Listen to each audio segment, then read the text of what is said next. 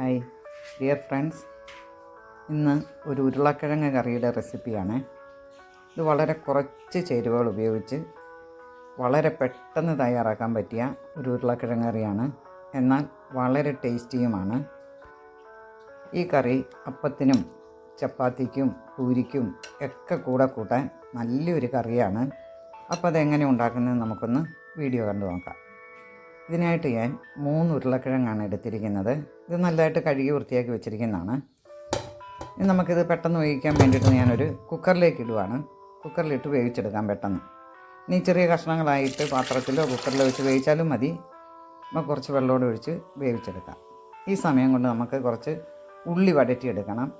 ഒരു 2 മീഡിയം സൈസിലുള്ള ഉള്ളി അരിഞ്ഞതാണ്, ചെറുതായിട്ട് കനം കുറഞ്ഞ്. അതുപോലെ ഒരു 4 പച്ചമുളക് എടുത്തിട്ടുണ്ട്. ഇത് ചെറിയ പച്ചമുളകാണ്, അല്പം എരിവുള്ളതുമാണ്. അത് നമ്മുടെ എരിവിനനുസരിച്ച് എടുക്കുക. ഇനി ഒരു കടായി അടുപ്പത്ത് വെച്ചിട്ടുണ്ട്. അതിലേക്ക് ഒരു 2 ടേബിൾ സ്പൂൺ വെളിച്ചെണ്ണ ഒഴിച്ച് കൊടുക്കുക.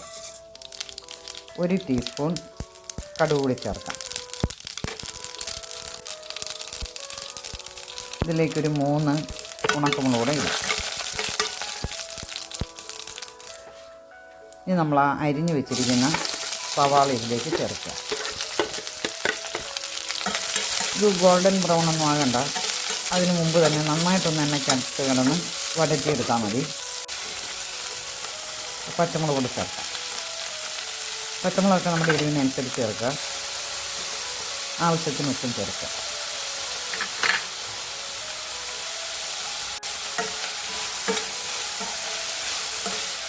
അതുപോലെ ഒന്ന് ഇളക്കി യോജിപ്പിക്കാം.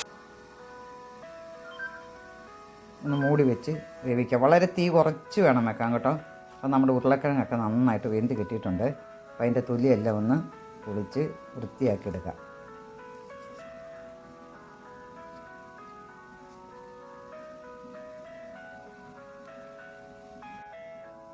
ഉരുളക്കിഴങ്ങിൻ്റെ തൊലിയെല്ലാം കളഞ്ഞു വെച്ചിട്ടുണ്ട്. നമുക്കിതൊന്ന് ചെറുതായിട്ട് ഉടച്ചെടുക്കണം. കംപ്ലീറ്റ് ഉടയണ്ട, ചെറിയ കഷ്ണങ്ങളൂടെ വേണം. ഇതുപോലെ. ഇനി നമുക്ക് തേങ്ങാപ്പാൽ ആവശ്യമാണ്. അതിന് വേണ്ടിയിട്ട് ഞാൻ ഒരു 1.5 കപ്പോളം തേങ്ങ ഉണ്ട്. അതായത് ഒരു വലിയ തേങ്ങയുടെ പകുതിയാണ് എടുത്തിരിക്കുന്നത്. അതൊന്ന് മിക്സിയിലേക്കിട്ട് ഒന്ന് ചെറുതായിട്ടൊന്ന് അരച്ചെടുക്കുക. അപ്പം കംപ്ലീറ്റ് തേങ്ങാപ്പാൽ ഇട്ട് നല്ല കുറുകിയ തേങ്ങാപ്പാൽ നമുക്ക് കിട്ടും. കുറച്ച് വെള്ളമോടെ ഒഴിക്കുക.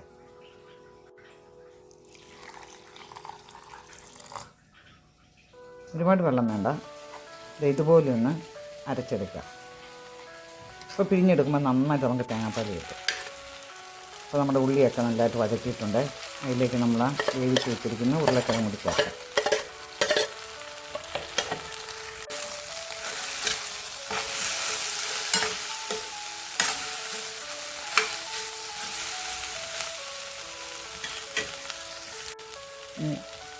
ഒരു ടീസ്പൂൺ പെരിഞ്ജീരകം പൊടിച്ചത് ചേർക്കാം. 1 ടീസ്പൂൺ മല്ലിപ്പൊടി കൂടി ചേർക്കാം. ഒരു 1/2 ടീസ്പൂൺ മഞ്ഞൾപ്പൊടി കൂടി ചേർക്കാം. ഇനി വേണേൽ ഗരം മസാല കൂടി അല്പം ചേർക്കാം. ഒരല്പം ഉപ്പും കൂടി ഇട്ടിട്ടുണ്ട്. കുറച്ച് കറിവേപ്പിലൂടെ ചേർക്കാം. ഉരുളക്കിഴങ്ങിന് ആവശ്യമായ ഉപ്പും കൂടിയാണ് ചേർത്തത്. അപ്പോൾ നോക്കിയിട്ട് പിന്നെ ചേർത്താൽ മതിയല്ലേ. നല്ലതായിട്ടൊന്ന് ഇളക്കി യോജിപ്പിക്കണം. പിന്നെ ഒരല്പം വെള്ളം ഒഴിക്കുക. ഒരു 1/4 കപ്പ് വെള്ളം മതി. കാരണം തേങ്ങാപ്പാലുണ്ടല്ലോ. കാരണം ആ വെള്ളത്തിൽ കിടന്ന സവോളയും ഉരുളക്കിഴങ്ങും ആ മസാലയെല്ലാം കൂടി ഒന്ന് പിടിക്കാൻ വേണ്ടിയാണ്. ഇനി നമുക്കിതൊന്ന് മൂടി വെച്ച് ചെറിയ തീയിൽ തന്നെ വേണം ഒന്ന് ആവി കയറട്ടെ. ഇനി നമുക്ക് തേങ്ങാപ്പാൽ കൂടി ചേർക്കാം. നല്ലതായിട്ടൊന്ന് ഇളക്കി യോജിപ്പിച്ചാൽ തിളയൊന്ന് വരുന്ന വരെ മതി. ഇത്തിരി തിളയ്ക്കണ്ട. അപ്പോൾ നമ്മുടെ സ്വാദിഷ്ടമായിട്ടുള്ള ഉരുളക്കിഴങ്ങ് കറി റെഡിയായി കഴിഞ്ഞു. എൻ്റെ വീഡിയോ ഇഷ്ടപ്പെട്ടാൽ ലൈക്ക് ചെയ്യാനും സബ്സ്ക്രൈബ് ചെയ്യാനും മറക്കരുത്.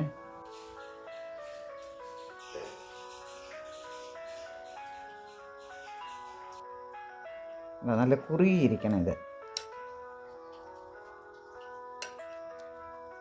കറി കരിയുമ്പോഴത്തേന് കുറച്ചുകൂടെ കുറുകും കേട്ടോ.